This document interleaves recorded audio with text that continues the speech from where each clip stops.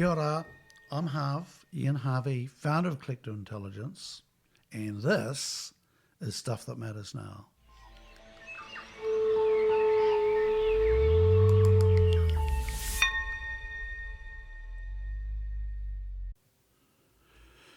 Nā mai hoki mai, welcome back people. I am talking with Shewell in downtown Wellington today, and Finn is a very wise 26-year-old, and he has been on our advisory board with Collective Intelligence, and he is interested in the future of work, and he's interested in making a change in that space, some very big, bold ambition there, and creating places that people actually want to work, and getting away from the old systems of job descriptions and all the bullshit that we go through now. So I have no idea where this conversation is going to go, but I'm really looking forward to it. Hope you enjoy it.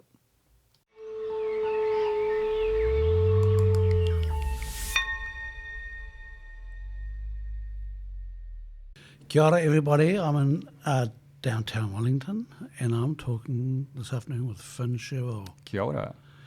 Finn and I have just been trying to work out what we're going to talk about, and we've come to a conclusion that this is going to be first part of a two-part podcast.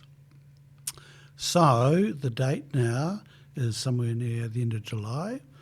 I know that we've got a soccer game tonight. We've got the New Zealand women's team playing the Philippine women's team. So that's a marker. And we're going to do another podcast in 12 months to see where Finn's got to, because it's very early on with where you're working at the moment. So Finn, how do you describe yourself? We were just trying to figure that out as well, weren't we? Generalist, I guess, is the word that we landed on. I work in startups quite a bit, and I do a fair bit of charity work as well, mostly in strategy, facilitation, ideation, the big picture, blue sky type stuff. Yeah. And what are you good at? Just what I said, yeah. No, are you good at that? I think I'm pretty good at that. Because I said that's what you do, but you are good at that. I try to do what I'm good at. Yeah, and why do people like you? I don't know, man. I tell jokes sometimes. Nah, people do like you though. You reckon? It is. It's a fucking mystery to me though, brother. You seem to like me well. I do like you. I like you, Finn, because you're really smart. You're smart. You're not. What's the word? You're smart, and you're not. I mean, I don't know what it is. You're a nice person without being a dweeb, I suppose. Is that a good thing? Yeah, I guess so. I don't know. What's a dweeb? A dweeb. I don't know. But it sounds good though, doesn't it? Yeah. It's got a ring to it. It's got a ring. No, look. I mean, it's interesting, Finn. We met at your mother's host day. She's a Collective Intelligence member, and you walked into the room as one of the interviewees for that host day, which we do, and you were even younger than you are now. That's how time works, yeah. And myself and the rest of the team were blown away at your wisdom and insight and how articulate you were. Started from there. Thank you. Yeah. And since then, we've had you as a member of our advisory board, and yeah, I just really like working with you. Yeah, and we've worked together on the like CQ 2.0 type thing, Yep. the circle and all that as well. Yep. Yeah, it's been a wild ride. I just remember the first time that we met. It was this old dude who was like staring at me, just almost into my soul the entire time. And trying to answer questions from the team with this guy just like staring daggers. That was a challenge in and of itself. Mate, it was pretty intense for me because I was just like, what is this? And you had that effect on the whole team, but I was, and I think the word that I used to describe you was very wise. And I don't say for your age, I just say you were very wise. Yeah, and that was the thing that came across today. There we go. Nice. For those of you who don't know as well, I was the token young person on the Collective Intelligence Advisory Board. You were not a token fucking young person. And we've had this conversation before. You were not the token person. You were just there. Yeah. I never said that. You said that. All right. So if we edited this, I would edit that out, you shit. But anyway. So, Finn, let's get on with. So here we are. We're starting with the podcast today at the end of July, and we're going to do it again in 12 months' time to see where you've got to. Mm-hmm. So you are at the beginning of a new project, phase, idea. Yeah. I think it's somewhere between idea and project at the moment. Yep. Yeah. Tell us about that. So I've started calling it Super Mesh just because I spent way too long trying to think of like a good name, and it had the domain available, so I ran with it. And Super Mesh is hopefully going to be a tool that helps teams work together by making it more clear what everyone's roles are in relation to the team, and through that giving everyone confidence and what they're responsible for and what they need to do. So almost like a task management software, but just going a whole level above that, so it gives people more autonomy to operate more efficiently. Yeah. And what's the problem that you're solving with this? So the analogy that I use, which hopefully will illustrate the problem a little bit, is doubles tennis. You used to be a tennis coach, I believe. So you have probably seen in doubles tennis when we've got people playing who aren't used to working together. A whole bunch of shit can go wrong, right? And I had this with badminton, like growing up in my family, where someone would like hit straight down the middle court, and there's a bunch of ways that can go wrong. You can either both go for it and bonk your heads together. You might neither of you might go for it, and instead you lock eyes as the shuttlecock or tennis ball just like sails right past you. Or one of you goes for it, and by happenstance, everything goes really well. But 2 out of 3 of those situations aren't great. And I think there's similar situations that happen quite a lot in working contexts that are ambiguous, especially fast-paced working contexts, where some people might all come together to try to work on the same task and not coordinate effectively, or worse yet, everyone just assumes someone else is doing it and it doesn't get done. And I've experienced that myself firsthand in a bunch of different contexts, and pretty much everyone who I've talked to about this idea so far has had that thing of like, yeah, I've had that happen to me before. That's a great analogy, and the thing is, both in badminton and tennis, it's just 2 people on a defined court, and they still get it wrong. Mm-hmm. Yep. And the 2, if you put the number 1 and number 2 tennis players in the world together in the same team, they are not going to be the best doubles. No, I imagine they'd be bonking heads quite a bit. Yep, and there's never been the number 1 and 2 being just not a thing. And it's quite a different. It's a really good analogy, because the doubles players, the best doubles players, they've been brothers. They've been different nationalities. They've been different left hand, right hand, a whole bunch of things. And generally the best doubles teams are different. Quite different from each other. Yeah, strength and contrast, right? Yeah. So, super mesh, as in mesh stuff together. Mm-hmm. Why is this important to you? Well, you actually helped me figure that one out at a team day with my collective intelligence team back in, I think, October in Kirikiriroa, Hamilton. We kind of entered into this space, and it was the first time we had some team members there for quite a while. And we didn't really have an agenda. Like, we hadn't really planned anything specific. It was just a bit of like whakawhenongatanga. And we were going around the table, just kind of doing a bit of an update on like what's going to be valuable for you. And some people got off the hook in like 5 minutes. And then we doubled down on one other person for like half an hour. You were very good at like just being like poking, knowing exactly what pressure points to hit. And so when it got to me, I was like, I could probably shrug this off pretty quick. And I think we spent like an hour and a half on me. getting really deep into what are the common threads in everything I've done so far in my life that have kind of like made me happy and really fizzed me up. And the rough statement that I left that room with was helping people work together across everything I've done in like volunteering stuff and work and everything like that. It's the things that I really enjoy doing involve helping teams work together and helping create unity and facilitating that kind of stuff. So I kind of went away with that, was percolating a little bit, had this idea of Supermesh. Back then I think I was calling it something else, but had this rough idea, largely born out of like a restructure that I was looking at with one of the charities I work with, where we were kind of trying to figure out how to make certain roles more clear because everyone was wearing different hats and it was getting really murky. So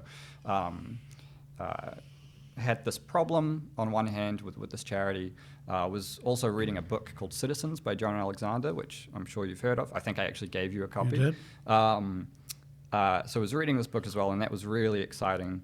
And everything just seemed to come together in this like perfect like storm. And so Supermesh was born, and it was born from that desire to help people work together. Finn, what do you like about that book, Citizens? That's a good question. I think it's one of the most validating books I've ever read. There was not a huge amount in that book that was like, holy shit, I had no clue that this was possible or anything like that. But it was validating to know that there's so many collectives and groups and individuals across the world who are trying to step out of the way John Alexander frames it, the citizen mindset, the consumer mindset, and into the citizen mindset, help other people live well. Okay, so just explain for people who haven't or don't know his work, just explain the difference between the two, the consumer mindset. Okay, yeah. John, if you're listening to this, I'm sorry, I'm probably going to butcher it. Nobody listens to this shit. I mean, you say literally, that. I've heard you say that though, so you've got one listener at least. So as far as I understand it, the consumer story, John comes from advertising, so he kind of nests in these things of stories. The consumer story is the notion of you do good in the world by radically pursuing your own self-interest, and whatever the summation of everyone doing that is the collective good, and that kind of came about in like the 80s primarily, was started quite a bit before then. There's this whole other story. But it peaked. It was just peaked in the 80s, right? And like, yep. Yeah, big brands, advertising was booming, and it's now just like stronger than ever before, but also the cracks are starting to show. This opportunity, I think, that's presented in this book is one of the citizen story, where instead of all of us creating good in the world and contributing to the world by pursuing our own interests, we create and do good in the world by discussing and figuring out what works well for everyone and pursuing the collective interest. So I think a big differentiator is that kind of collectivism versus individualism kind of side of things. And so for the cynics listening to that, Finn, how is that different than, say, communism? Now I'm worried I'm going to be... So everything from here, I will say, is like not in the book, because John, he does a good job of staying away from the politics. In your opinion? Well, the citizen story can sit within consumerism. We don't need to destroy the capitalist society in order to do good in each other's lives and benefit each other and work collectively. So I think that's a big difference. But I am not nearly schooled enough on communism, socialism, all of that kind of stuff. Want to be, working on it, but don't think I could do that argument justice, to be honest. I read the book. It didn't get me as fizzed up as I was hoping, and I'm not sure why that is, but I'd also read John Elkington's book, The Green Swan, which is about regenerative capitalism, which is very similar. So I think it was because I had heard a lot of the stuff before. What I did like about the book was this definition from consumerism to this other thing, and also getting away. I'm not sure if it's mentioned in the book or not. Getting away from GDP as the measure to measure an economy, and there are people in New Zealand working on different models already, but GDP has been the thing to measure. If the GDP is good, everything's good, and the higher the GDP, often, generally, the gap between the rich and poor just increases. And so I think there's a whole lot of things there. Okay, so that's a bit of a sideline. So that was for my own. Good sideline. If you haven't read the book, I encourage you to read it. Yeah. One of the interesting things, Finn, is that when we recertified for B Corp, there was a piece in there about job descriptions in there, and show us your job descriptions and stuff like that. And I pushed back and said, you guys are out of date here. Job descriptions and this stuff is absolutely bullshit, in my view, because you go to the nth degree to give somebody a job description, they turn up at work and it changes. Yeah, within like a couple of weeks, right? Yeah.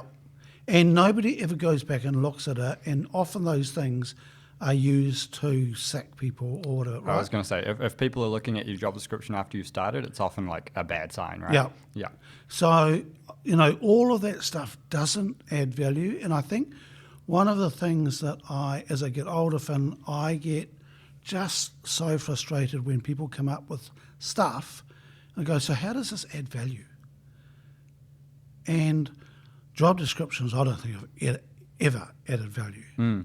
So tell me what you're thinking is how are you looking to address job descriptions and contracts and stuff like that?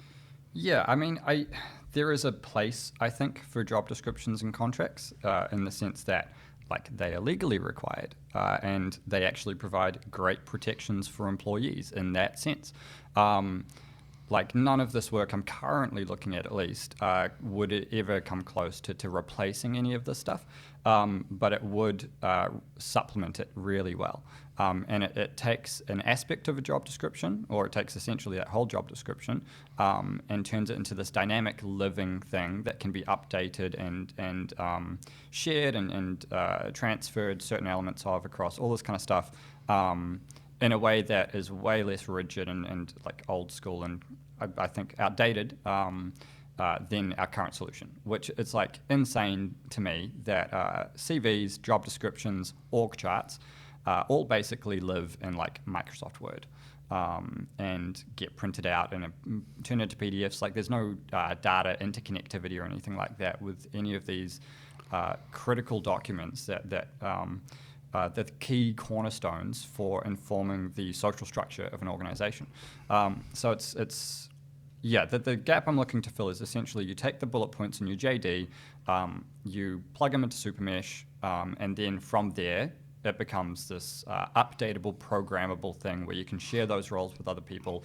Everyone in the organization can see what you're up to and what you're responsible for, and it just becomes so much easier for everyone to work together.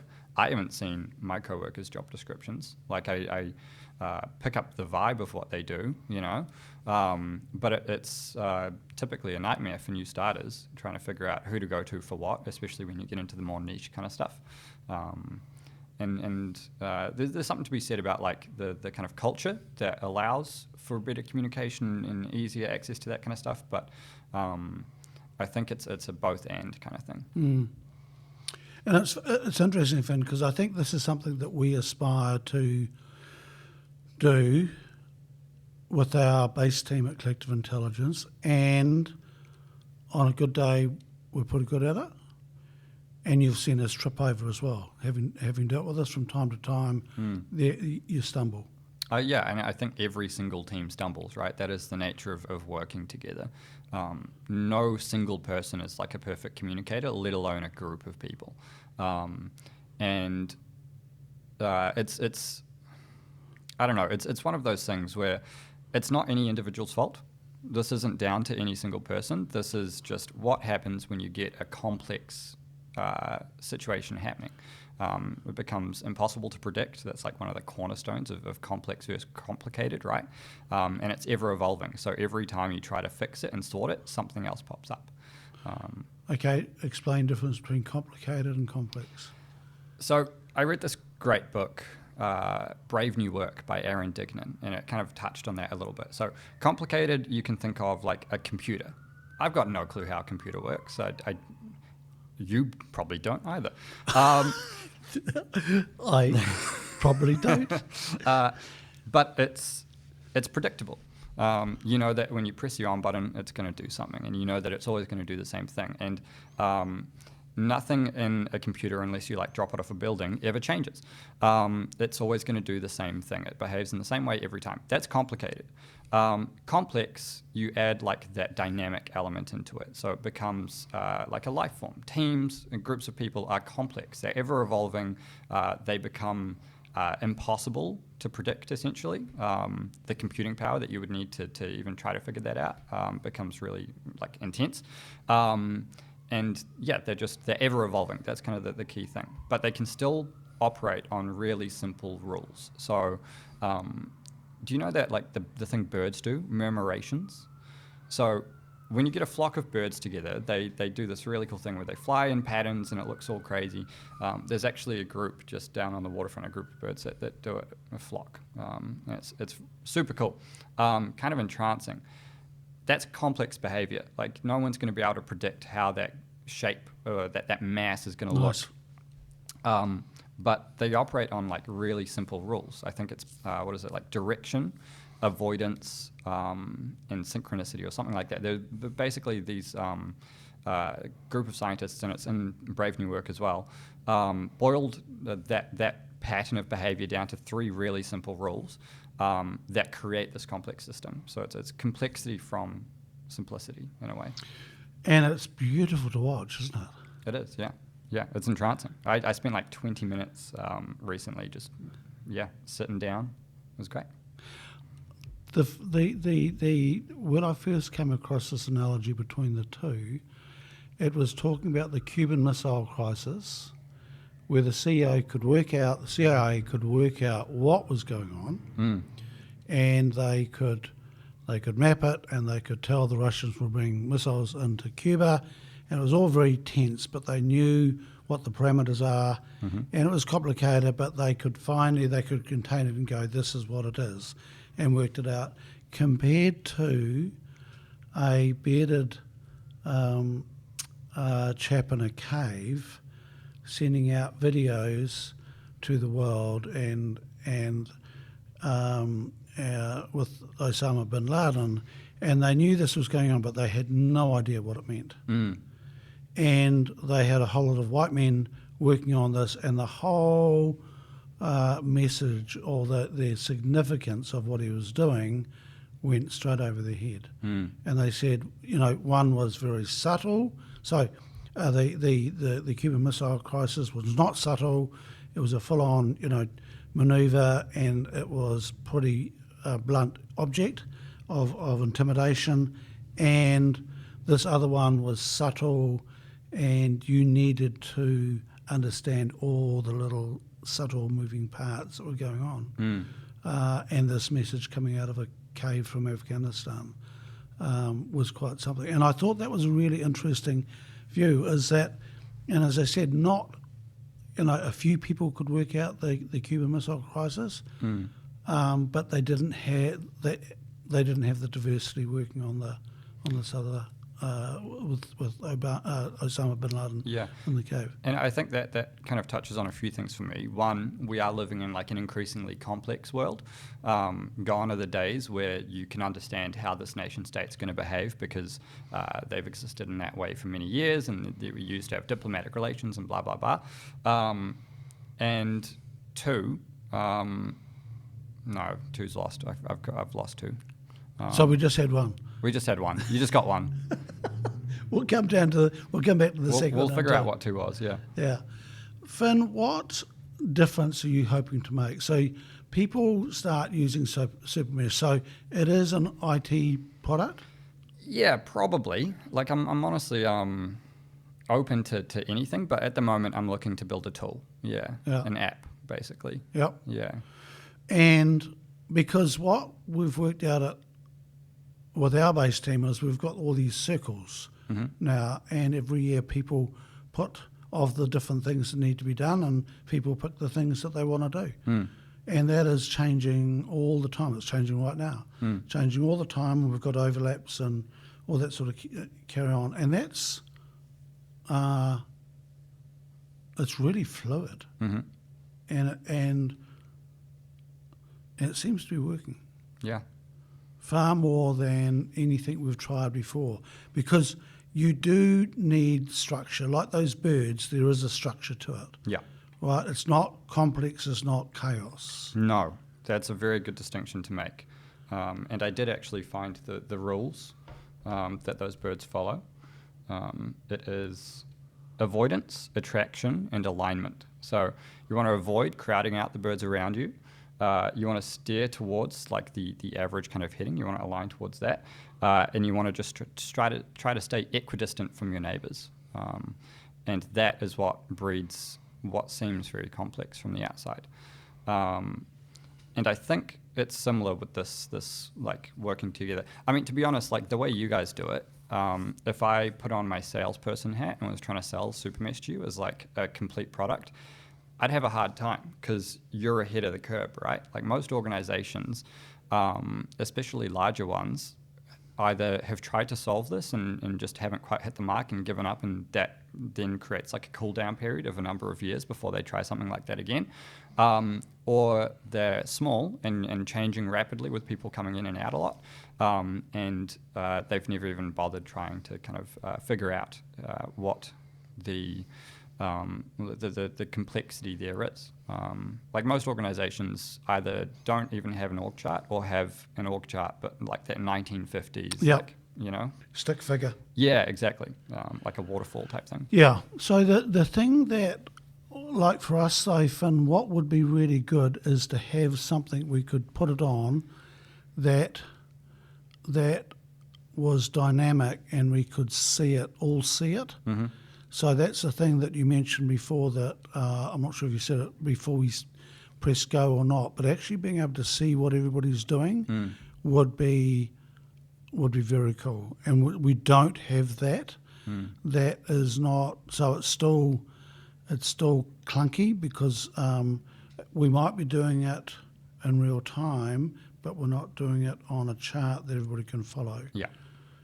You've got the intention and the behavior, which is like huge amount of the recipe, but without something to kind of like solidify around or crystallize that just a little bit, it still is quite hard because a lot of the agreements and the consensus gets lost to the sands of time, right? So I think a tool could be very useful. Yeah. One of the things that's interesting, I didn't think we were going to be talking about us today, but it's one of the things that I have enjoyed is that when people come to work for us, the first thing is, what are you good at? What do you want to do? And just get them started and work for about a month or 6 weeks and see what happens. And you can see people going, I really like doing that over there. And seeing people trade and start swapping roles is quite interesting. And we'll have sort of meetings from time to time and people go, look, I could do that and take that and have freshens people up. A couple things, and I'll do my best to remember the second one this time. How big is the base team at Collective Intelligence, just for everyone? 5. 5, cool. So that's a really good size of team to be able to do this kind of stuff without too much like structure around it. On that, it sounds like you're kind of doing a version of dynamic teaming, which is another concept that comes up in this book, Brave New Work, where you essentially, you act in a very fluid kind of way, and the team can adapt and evolve and change depending on people's strengths, what they want to be doing, what their career progression goals are, whatever it is. But it's essentially just letting go of these formal structures of like, we need to have a marketing team and we need to have like this and there needs to be barriers and silos. And it's almost just taking that to like the nth degree where you might still have those teams, but they're a permeable barriers that people can come in and out of as needed. And you essentially create like this internal marketplace of sorts where people can say, hey, I need help with this thing over here, and someone can raise their hand and go, yep, I've got you covered for that. Yep. And that's one of the things that really excites me with this kind of super mesh concept as well, is it's you can combine three basic databases of people who you've got, what roles there are, and then if you add this other thing of teams, you can have that of like dynamic teaming where you can look at what kind of capacity you have in a team, what you might need in the future, and see if you can get that internally. And not just as like a one FTE need someone slotted in, but you could possibly fragment what would otherwise be a single job description into a multitude of different things that many people can come together and fill that gap together. And that's what we've done with Social Change Collective. We fragmented certain roles so that there was no longer ambiguity about what hat someone might be wearing when they say something. But what that let us do as well is then have these roles become more shareable. So now we can make a couple of people like the engagement lead, so to speak, and it's more, there's far more access to that element of a role. Whereas you can then like isolate certain things that might need to be like kept individual. We'll get on to, what was it, Social Change Collective. That was the charity that we were looking at, that restructure, and we've Right. kind of set in place a bit of a system similar to what you're doing with the base team. That is almost like a version of a prototype for Yeah. Supermesh. Yeah. Because the thing that I'm intrigued with, so Finn, in jumping out 5 years' time with Supermesh, hypothetically, what would you like to happen with it? That's a good question. And there's a lot of different pathways I could see it going down, right? If we think about like the end users, I would love for it to work for everyone. Like if you think of a spectrum, everyone from like group projects at uni, that is like At university? yeah. Yep. That is like the worst possible customer that you could ever have, right? Like these are people who don't want to be using anything and are going to be really dragging their feet to use. Why is that? What are they? Well, I think typically, like, I have been at university a little bit more recently than you. Yeah. Yeah. And my experience with group projects is like sometimes you get groups that are really humming and like really good, but more often you just get groups that are like, and people come together and there's always like a bit of this thing of like, oh, who's going to do what? How are we going to split this work up? And Supermesh could be really good at helping with that, but people still aren't going to want to use anything. And so if you can get a tool that is so good, improves the quality of the experience so much that they're like, well, we have to, it's a no-brainer, that's gold. What would they be using now for anything? It doesn't matter. What would that age group or that demographic, what would they use now? They use it because it's the shit. Canva is a great example. Right. Canva's got an amazing success story in that kind of space. Miro, maybe a little bit. That's like the digital whiteboard kind of thing. But Canva's the first one that comes to mind. Yeah. Okay, so that's you want to be able to be as acceptable as that for that crew. Yeah, very accessible. Yeah. But all the way down to like government would be like. I love it. All the way down to government. Government is like, there's such an opportunity to foster greater collaboration in government, both like within departments and across departments as well. And I think there's probably quite a bit of work that the government internally are doing on that. But if there was like some sort of tool that could facilitate that, I think that'd be huge. So that's kind of the spectrum. And I think broadly speaking, every other organization fits somewhere on that spectrum, at least in terms of like size and in terms of the nature of the challenges that they're likely to be facing. Other stuff, I think there's some really interesting things that can happen once you have that data on like what people are doing and who they are and what kind of teams they're in. You can get into dynamic teaming. So like Supermesh can also almost be like a kind of like a Trojan horse, where it's this tool that traditional organizations can use to help them in their standard work. but it starts to highlight and make more clear some of the benefits that come with self-management and self-organization type principles that have been championed by many organizations, highlighted in Citizens and Brave New Work, but also by some Wellington locals with Inspiral and Lumio and that whole collective. So I think there's something there where you almost like, you go, hey, use this and you can benefit from it even if you're just, you've got the standard hierarchy.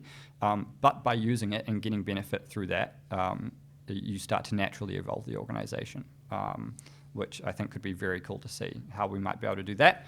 There's also just like other random verticals you can go down around, like authorizing certain tech stacks and making digital permission structures like really easy.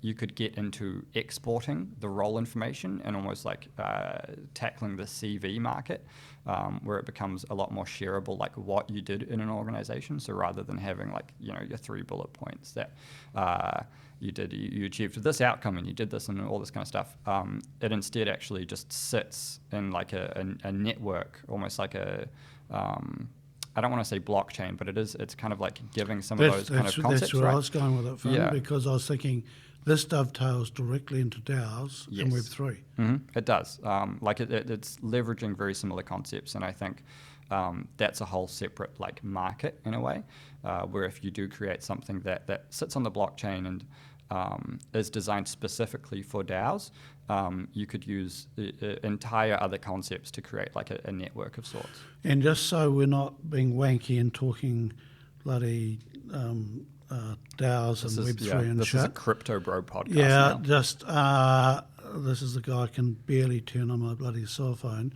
But what I was struck with what you were talking about, Finn. One, I was struck by you've been thinking about this. A bit. Yeah. Yeah. But that was, we just saw that all just flow out then. But also capturing, because I was thinking, what data are you going to capture? That was my question initially. But and it might not be the same thing, but, so often in teams, the connectors are not valued as much as the people who do other tasks. And this system could start capturing the data of connectors. Mm-hmm. Yeah, and that's like one of the challenges I'm trying to figure out is how do you, or at what level do you start adding in these the roles? How high level do you go? Because I absolutely agree. I think that there are so many roles that just need to be done in an organization, but no single job description has it. They just naturally get picked up by someone who has the cultural skills or capacity to do it. Or even more formally, there are just other like much more tangible things that don't sit in a job description when they otherwise should. So the question is, to an extent, like, do you include those or do you not? Because there is a risk of like making a system more fragile by expressing it more, but there's also, I think, a risk in not doing it. And this is reminding me of an essay I sent you earlier this year, The Tyranny of Structurelessness, which was another one where I think you gave it a go and it didn't hit as hard for you as it did for me. But The Tyranny of Structurelessness is essentially it's an amazing feminist essay from like the first wave of feminism. Oh, that's right. Yes. And one of the big takeaways I got from it, like just as like a high level concept sort of thing, was you can, there are groups where, like the first wave feminist movement, for example, was a group that was intentionally trying to kind of shunt off traditional power structures. And the essay largely critiques some of these groups because by saying, no, we refuse to conform to traditional power structures, they were inevitably actually just reinforcing those and forcing them underground and almost creating like a dark power system that was impossible to control, kind of hard to see some of the time, and like oftentimes just more insidious, not intentionally, but more insidious than the initial like clear hierarchical power structure that was in place. And I think we get that not necessarily with power in organizations, but with like permission structures and roles, where a lot of it is implicit, a lot of it is kind of unseen, and a lot of it is structureless, and that can create systems where, power can be abused, and it can do damage. Because if you don't know the rules of the game that you're playing, how is it meant to be a fair game? And so I think Super Mesh can help bring a lot of that kind of stuff into the light, and make it a more fair system for everyone who's playing.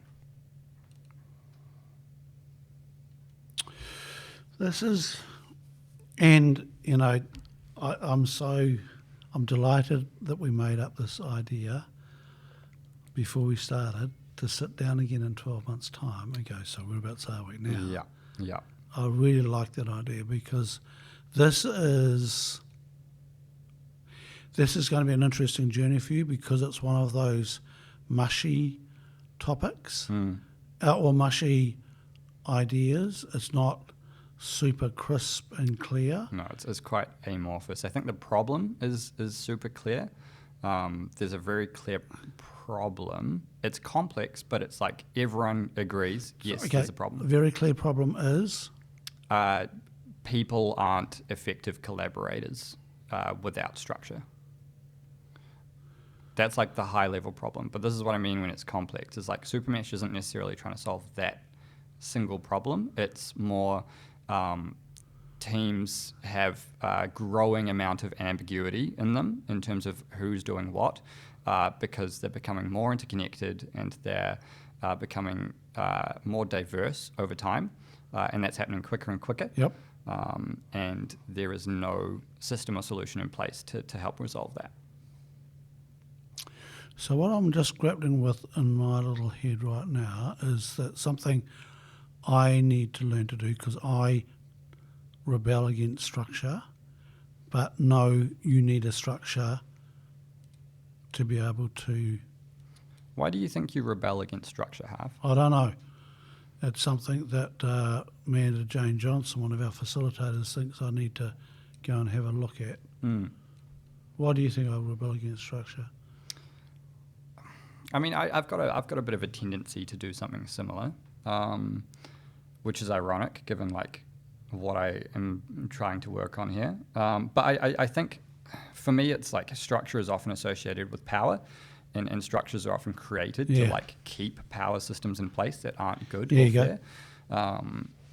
But I think structure can be created to enforce far more fair systems and systems of like equity.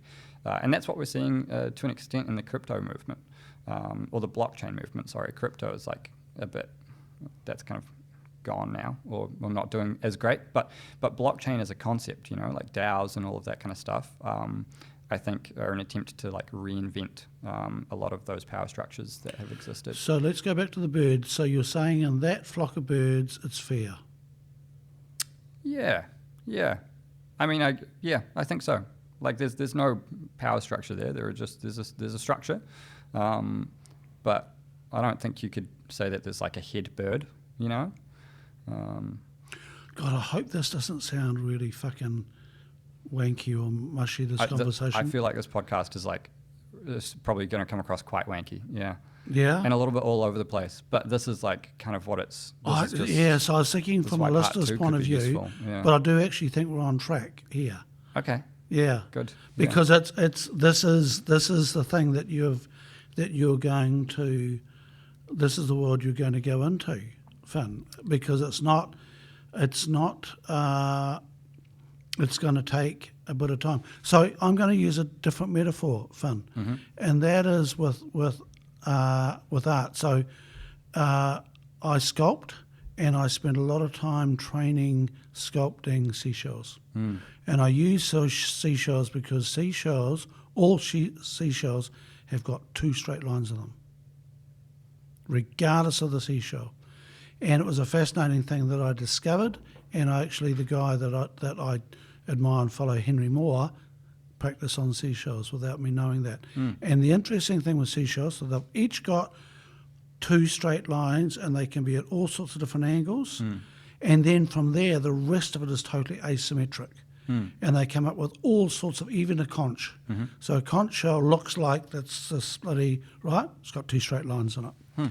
And I practiced on those to practice getting, okay, so I've got to get the 2 straight lines. Otherwise, without that, it doesn't look like a conch shell. And then it can go off and do all this thing. And I practice on those, and I believe with art that doing abstract art, you've got to be really good to do abstract. You've got to practice doing the stuff that you go, yes, that's a man, that's a lady, whatever, before you can go off and do the abstract stuff. You've got to have that basis to go there. And so I think there's a crossover there that to do this abstract thing that you're heading down is that you do have to have that structure there. Yeah. And so I know Manda Jane is really pushing me to get to work out why I push against this structure, because she thinks it gets in the way sometimes for me. Yeah, I mean, a structure can be as simple as like a highway, right? Like a highway just lets you go faster. But I think that this is raising some interesting stuff for me, where it feels like one of the things I'm struggling with this whole thing at the moment is how do you bring it into life? How do you make a tool that expresses a system in a way that people want to use and people can get the value out of and see the value in? Because this is basically opinionated technology where you're kind of evangelizing like an ethos to people through this. And depending on how closed or open you make the tool, you can do that really hard and make it so they can only use it if they're following the guidelines and practices that you set in place. Or you can make it so that they can do whatever they want with it, but they're going to get like less value maybe if they do it their way rather than your way. And trying to find that balance and figure out what the user experience is for any of those kind of anything on that spectrum is tough. But I think for me, this is bringing up back to that memorization thing, like maybe there are just like a few simple rules to set up that can then allow for a whole range of complex behavior. But everything works, you know. So going back to the flock of birds and there's the 3 things. So Finn, look, this, how is AI going to affect this work? I've been trying not to think about it too much. I kind of want to see where AI goes independently of all of this. Like right now, we're seeing a flash in the pan with AI, similar to what we've seen with blockchain and crypto, like a bunch of times over, right? And at some point, the market is going to crash down, and I want to see what's left after that, and then kind of move on that. But the first example that comes to mind in terms of like a supermesh type context is around capacity sourcing. So say, for example, you're at a slightly larger organization where you can't just like wheel your chair around and go like, hey, do you have time to do this? You could type something in going like, I need someone to make a slideshow for me by 5 p.m. on Friday. And then Supermesh could go and find out who can do that. So almost like an autonomous marketplace. That could be really exciting, I think, especially for those larger organizations. I'm sure there are more opportunities. Like AI, the potential is crazy, but it's just about figuring out, where it's best placed. Okay, so Finn, anything more to discuss on this topic before we go over to the next topic? No. I'd love for people to hit me up if there's any kind of curiosity that they have, or if this is tingling any part of anyone's brains. I'm very much at that stage where I'm just like looking to get as much info as possible on it and hear everyone's opinions and takes, and try to answer some questions possibly. So if you've got questions, hit me up as well, because we can learn through that as well. But this is like very early days. Okay, so we'll put your link and stuff with this podcast, and so you're looking for questions, you're looking for pushback, looking for feedback, anything to generate more thinking with this. Yes, absolutely. Cool, let's do that. Sweet. Next subject. Cool. Is what? Why are you asking me? Well, because you're the host. No, because I don't know. Fucking, I'm bullshit. It's just like, God. No, the democracy thing. Yeah, cool. Yeah. Let's talk about that. Cool. I'm not bored at all. I really enjoyed that fun. That's got me going. I want to use this product. I want to be part of this movement. I think it's important. Amazing. Good to hear. Yeah. democracy. I just can see it would be wonderful to watch our. I know it's a small team, but it's going to grow and have something that we can see, what everybody's doing in real time, and where those, and also mapping. I tell you, what would be great is to be able to map where we are this month and what we're doing next month, and who and where those circles are overlapping and changing and meshing. That kind of insight side of things. I'm going to write that down. Yeah. Because it would be really interesting to see. And, the data thing I think is going to be really interesting, important, and data it just becomes, hugely valuable. But I'm really interested in going, so this is where we're at now, this is, and being able to look back in 6 months ago and, okay, this is where the team was working now. And so from a governance point of view, I can see it turning up on all sorts of things. It would make a CEO's role so much easier. Yeah, and it would also help the employees. It could help massively with like REM conversations, and also just in terms of knowing how things are evolving over time for them. Yeah, and this is where our capacity is now. This is a school level now. We're moving there. What needs to be brought on? Yeah. The Exciting. projection. Yeah. Exciting. All right, so 12 months' time, we're back on the table talking about this. And we'll see how it's gone so far. Cool. Yeah. Democracy. So just going back to that high level thing, helping people work together. Democracy is another area of focus. And I kind of stumbled on that partly through Citizens. I think Citizens kind of touches on that a little bit.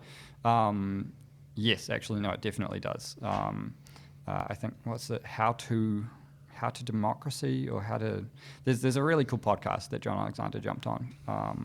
But I've been getting more and more interested in participatory democracy. So this notion of how do we go from our current democratic system, which is highly representative in the Western world at least, to something that involves citizens. Oh, it's How to Citizen. That's the name of the podcast. To something that involves citizens a lot more, and through that achieves far more representative outcomes than quote unquote representative democracy, and outcomes that fit the community in a much more dynamic and nuanced solutions than what happens when you elect someone and just go do the job. So there's a whole bunch of ways that comes together, right? There's citizens' assemblies. So we're right now sitting in Wellington, and Wellington has just announced that they're conducting their first ever citizens' assembly, which is incredibly exciting. So the way that's unfolding is Wellington City Council recently reached out to 10,000 Wellingtonians to see if they'd be interested in jumping in on this kind of thing and get some demographic type of information. And how did they select that 10,000? I don't actually know. Max Rashbrook could be a good person to ask. He's the person who I first heard about this from. Yep. Or we could hit up the city council about it. Yep. But I think it was pretty random. They essentially randomly got these 10,000 people. From that group, they're going to select 40 and ensure that it's representative across a range of demographics. I think gender, socioeconomic status, or maybe home ownership status. There's 4 or 5. Age for sure. Yeah, absolutely. Yep. And that group of 40 are going to come together to discuss a range of topics surrounding the long-term plan, 2024 to 2034, for Wellington. And that's going to inform the development of that plan in a major way. So it doesn't. From when to when? 2024 to 2034. Okay. So it doesn't replace representative democracy, not by itself anyway, but it does supplement it massively. And there have been really, really successful examples of this in Paris, in Ireland, on really controversial topics. Like Ireland did a citizens' assembly on abortion, which that must have been crazy. But it led to a really positive outcome in their referendum, like a strong consensus. And strong social cohesion among the people who participated as well. And is that, I mean, it is a form of collective intelligence, absolutely. And that information then the council has got, and can do something with. Mm-hmm. Yeah, so essentially the goal of a citizens' assembly is typically to produce a report on a range of issues that are often decided by the council. So the council or the governing body will go, here are like 20 discussion points or something. And then they'll bring in experts on either side of the fence for a bunch of stuff. And this is citizens' assembly will take all the information they've learnt and deliberate on those topics, and then provide recommendations and often votes. So they could go like, we voted on passing this bit of legislature, like 80-20, and then that gets passed on to the governing body, and the governing body they're often not bound to follow those recommendations, but they can then use that to inform their decisions. It sounds really fucking interesting, Finn. Yeah, it's like the most boring way I could possibly phrase it that might help people understand it quite intuitively is it's like jury duty, but to like make the world a better place. That went through my head. So, because the thing is, Finn, I'm feeling a bit jaded and cynical about politics at the moment. We've got an election coming up, general election coming up in a few months' time, and I'm not hearing anybody from the major parties anyway talking about the real problems. I agree, and I from most of the conversations I've been having, I think a lot of people feel like that. It feels like the major parties are kind of not out of ideas, but they're just recycling the same ones and not attacking the really challenging, difficult stuff. And those challenging, difficult problems are becoming more and more and more urgent. So, what do you reckon the topics are? Well, now we're getting quite political. But for me, housing is huge. Yeah. Cost of living is quite strongly associated with that, but that's also a big one. And climate. Those are the first three that come to mind for me. And every party has some sort of climate policy. I haven't seen many outside of maybe the Greens get too involved with like other citizens on that. It is very much like and this is one of the problems that I think a lot of these traditional political systems are now coming into, is they go, we will tell you what we're going to do, you give us a yes or no, and then like we will go do some of it. And I think that's where a lot of frustration is coming from. And then I don't know. And just to be clear, this is not a political podcast, and collective intelligence is not politically aligned either, and never will be, because I'm really proud that we cover every political spectrum. And I think the big problem that we're talking about here is in part not any single party. It's the fact that a lot of these parties are just stuck in a system that's out of date.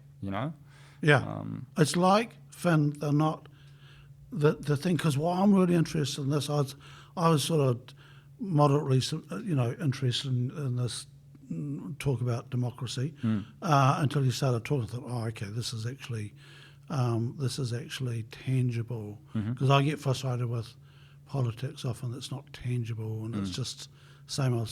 But I like this, and I've got a question for you before I forget it. Where they've used this system before, has there ever been a cock-up from it or a major whoopsie that we know of? Not that I'm aware of, not at least in terms of like irreversible, this system is like FUBARD. If you don't know that watch Saving Private Ryan. I'm sure I can repeat those words on the podcast though. Yeah. But yeah, not that I'm aware of, because it is often a non-binding thing. So it's not like the Citizens Assembly went rogue, turned super radical in some way, and then the government was like hapless and it got super extreme. No, the biggest impacts I've seen have been around providing far more democratic results if we're judging that based off like strength of consensus. So for example, and it's been a while since I've talked about this, so the numbers are going to be a bit wonky probably, but in New Zealand, when we were making a choice collectively as a country on end-of-life matters, the euthanasia referendum that took place a few years ago, I think we passed that something like 60 to 40%, something along those lines. And for a referendum, that's and especially such a controversial one, that's really good results. Like, that's amazing. You can have confidence in that. If that had passed like 51%, 49%, you know, that's tricky. But 60-40, good. You can take that to the bank. Paris, when they had a similar discussion, formed a citizens' assembly. They passed something like 80 issues with an average consensus on end-of-life matters of like 90%. Wow. Insane. So I think if we're measuring democracy by strength of consensus, you get far stronger democratic decision-making. But the other side of that coin is you get better social cohesion. So for these really like quite controversial issues where you've got people on really extreme sides, like abortion, like to an extent climate change, although I think most people now are like, yeah, climate change is happening and it's a problem. You get this thing of people might still have their disagreements, but they no longer view the opposing side as evil when they come together and meet and discuss their differences and talk about the complexities involved. And I think that is critical because outside of like I think the issue that we've got in New Zealand this election is like almost opposite to the issue a lot of other democracies have at the moment, which is like our election is looking pretty boring and stale right now, right? Like they're not talking about the issues that the population largely want them to talk about, but they're also not like going way off to the left and way off to the right. In fact, the two major parties are clamoring for the middle. They are jamming their asses into the middle Yep. like crazy. It's like, I feel like going, you gutless fuckers, that nobody is coming out and putting out, you know? Yeah. And to an extent, that's going to be interesting for the smaller parties, which could create a more diverse political system, which, you know, it starts to kind of balance itself out in a way. But the larger issue overseas, and to an extent here as well, like we've got quite a few like extremist groups starting to rise up, is extremism and political divide. And I think citizens' assemblies can be a very, very effective tool at mitigating that. And it's a naturally local thing. If the US was going to do a citizens' assembly nationwide, I don't think it would work very well. Someone in California doesn't really care what someone in Florida thinks, and quite unlikely to trust them. It's a naturally local thing, which I think is why it's great that Wellington City Council are doing it. I think it works for nations as well, but it just becomes a lot harder to do, and it needs to become bigger naturally. It scales linearly, I think. I've fixated on this 90% Finn, and I've fixated on that because I was thinking with collective intelligence with the teams, when they grapple with complex stuff, I reckon we get about a 90% agreement. After seldom get 100%, but 90%'s enough. Can I say like can I pitch you on something that it might keep you up at night for a little bit? Oh.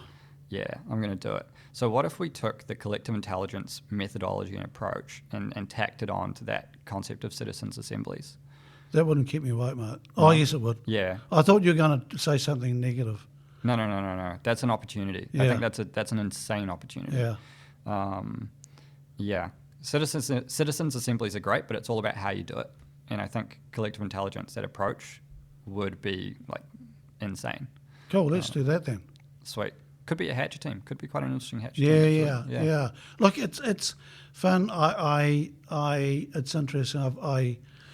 You know, this is not a sales pitch, but it's it's a sales pitch.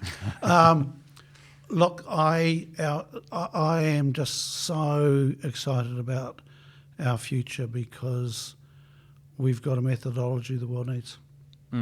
Yes. And you know, it's there to share and, you know, all that sort of stuff. But so the 90% thing, you know, when you said that, I just went, yeah, that sounds really familiar. And the other thing is that getting up close and personal with people who disagree with you is such a healthy thing. And we just don't get enough chance to do that. My take is we've leaned far too deeply into individualism as a Western society. And I think we saw that with COVID, right? Where for the first time in most people's lives, they had to sacrifice their individual freedom for the collective good. Yeah. And that didn't even compute for quite a few people. Some people already had the equation in their head and weren't happy about the result, and that led to like instant outrage. Yeah. Other people were just like, I don't get it. Like, they had no clue what that math was. So I think we need to have some sort of like soft reset where we all focus a bit more on each other rather than ourselves. And I think citizens' assemblies, collective intelligence, like to an extent supermesh within a niche context of like workplaces and teams, I think they can all do that.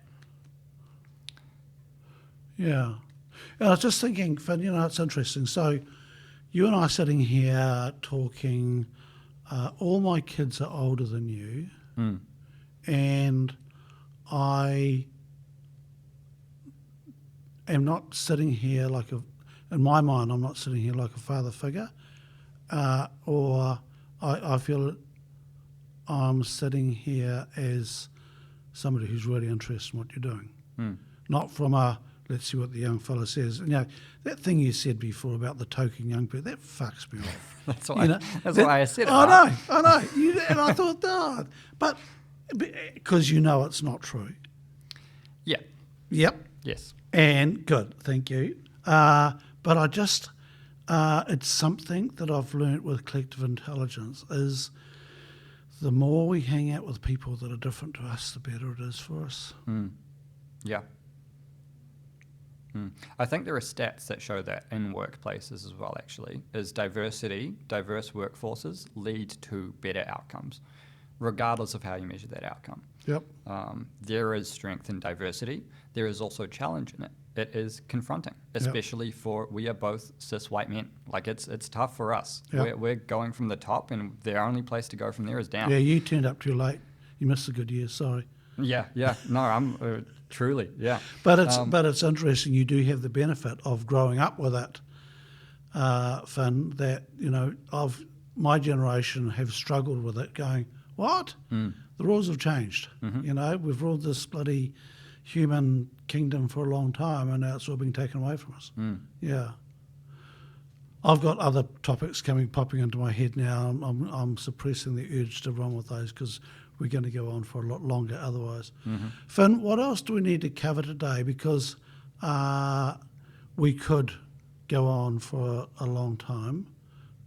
What else do we need to cover today? Those were the two big ones for me, to be honest. Everything else is those are the two where I'm still quite early on, but I've started to at least dip my toes. Like I really want to explore concepts around like civics education, especially in like early childhood, where you get into lessons around like morality and empathy and stuff like that. Like I think there's a really real need for that, and I think that can help solve a lot of these other challenges that we're having. Like I think there's a lot of overlap, right? But I've got no clue about that yet. It's something I'm keen to look into a bit further. Finn, just going back to the political thing now, there was an itch there that I haven't scratched, and it's this frustration with people not talking about the fact that we've got to decrease our energy consumption by 70 to 80%. Yeah, yep. I mean, that's just a phenomenal figure, and I haven't heard one major party going out there and going, this is how we're going to tackle that. Yeah. How we're going to really step into this problem with inequity, because it just keeps on getting worse. Yeah. And I go along to, and encourage people to go along and listen to their local people. The electorate debates. Yeah. Yeah. But also just going along listening to candidates speak. But what I realise when I walk in the room, most people aren't very happy to see me, which is not uncommon. But the fact, it's because I don't toe any political line. And so ask questions that are contrary to what everybody's there. And most people are there to hear their person, red or blue or whatever, say what they want to hear. Yeah, and I think that creates a more fragile political system, right? Like if everyone votes for The way I see it, and this is just purely like homebrewed political theory, there are a few reasons that you can vote for someone. You can vote for their party, you can vote for who they are, or you can vote for the ideas that they're pitching, roughly. People who vote for the party, in my mind, that's like the lowest calorie form of voting, right? Because you're voting for a color. And it gives the party full control over the entire like population as a political system. As you say, like if you go to a political debate and everyone's like, I'm Labour or I'm National, they get to collectively, as two parties instead of a collective of like however many attendees there are, they get to determine what the rhetoric is. And so then they're not going to talk about housing, they're not going to talk about cost of living, they're not going to talk about climate change or energy reduction, because they cannot find a solution to that makes people's lives better over the short term. And I think that's also like a big challenge that we have is these concepts around, is it called, it's degrowth. Is that kind of that? What is it? Degrowth? Yes. Yes, yeah. A lot of the challenges that we're facing as a society are going to require sacrifice. And we ran into that with COVID for the first time in many people's lifetimes. And so it is starting to enter the conversation of like, what does that look like? But no one is campaigning on anything like that because that, as it stands right now, would be political suicide. But this is where concepts like collective participatory democracy can help, because if you get a citizens' assembly together and you go, guys, here's the problem, here are the stats on it, we need to reduce energy consumption by this percent, it becomes the onus of citizens again to figure out how to solve that. And they become far more willing to make the sacrifices because they've done the work themselves. Yeah. And they're thinking about, they have the onus, they get to make that choice themselves rather than having it made for them. And look, degrowth is something is pretty new to me, but it's the thing that gives me hope is like decolonisation is not a negative, even for the colonisers. Mm-hmm. It's an adjustment, and degrowth of an economy is not a negative. It's an adjustment, and it's finding different ways. So yes. I think, but. And I where I get frustrated with it is that, you know, as a swinging voter, I get frustrated. Right now, I've got no idea who I'm going to vote for, and I'm underwhelmed with all the majors, and I'm a little bit disappointed with some of the minors because they are being a bit bland. Yeah. Yeah. And so for the considering, and there'll be all sorts of reasons for that, but you know, and certainly with social media and so forth, that getting out and listening to the people is so important rather than getting the information from social media. Absolutely, yeah. I think it's arguably critical. Like the things that we need to do in our current democratic system. Not much, you know, like you go along once every few years and you tick a box. Really, we don't need to do too much. I personally think that there's far more that we should be required to do. For example, citizens' assemblies.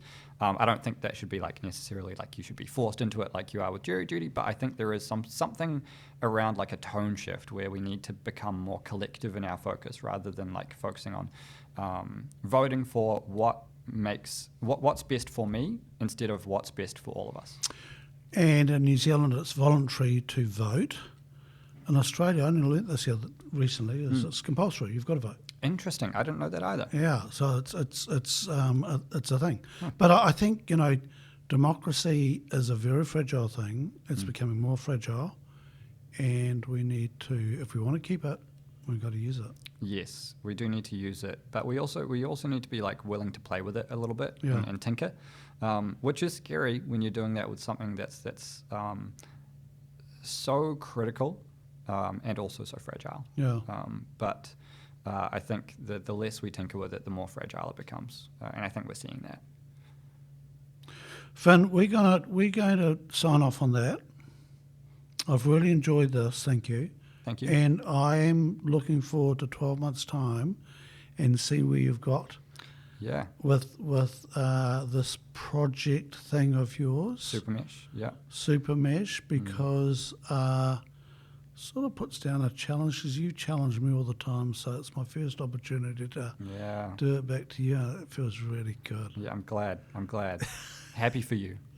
Finn, good luck, brother. This is important stuff. It's really important stuff, and this could make so many people's lives so much more fun going to work. Hopefully, yeah, and with participatory democracy in general, right?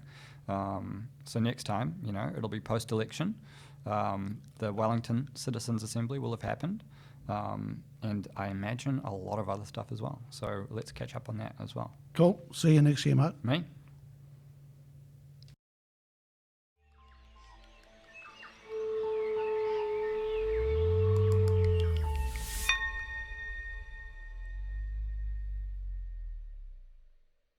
Thanks for listening in. We're Collective Intelligence, a one-of-a-kind people ecosystem that takes inspiration from Mother Nature. To find out how we reimagine leadership development, visit our website www.collectiveintelligence.co.nz.